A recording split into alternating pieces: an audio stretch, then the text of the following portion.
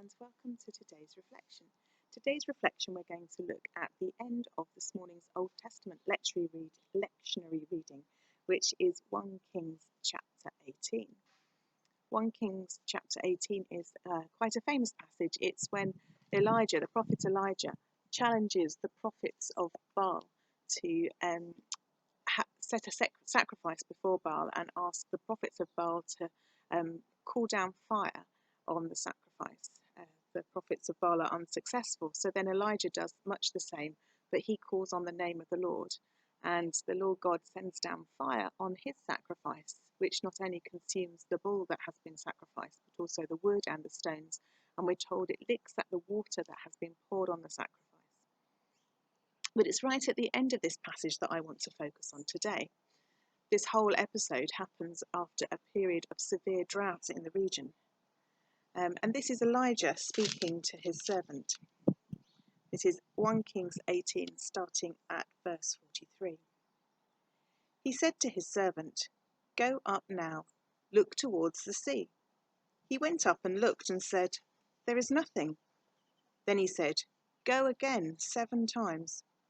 At the 7th time he said, "Look, a little cloud, no bigger than a person's hand, is rising up of the sea."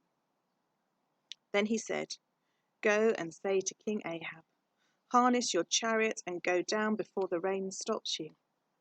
In a little while the heavens grew black with clouds and wind, and there was heavy rain. Ahab rode off and went to Jezreel, but the hand of the Lord was on Elijah. He girded up his loins and ran in front of Ahab to the entrance of Jezreel.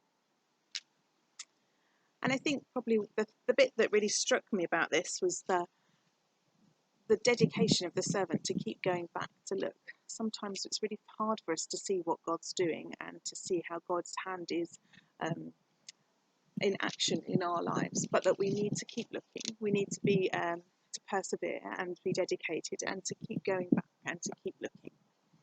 And it's also out of small things that amazing things happen. So out of the cloud that was no bigger than a man's hand, there then came this heavy rain and torrential rainfall and wind.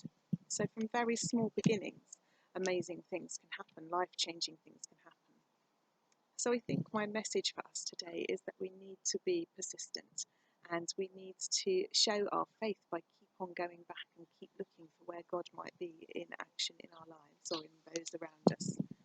And that we shouldn't belittle or dismiss things that just seem like very small beginnings, because from very small beginnings can grow amazing things. So that's my challenge for us today.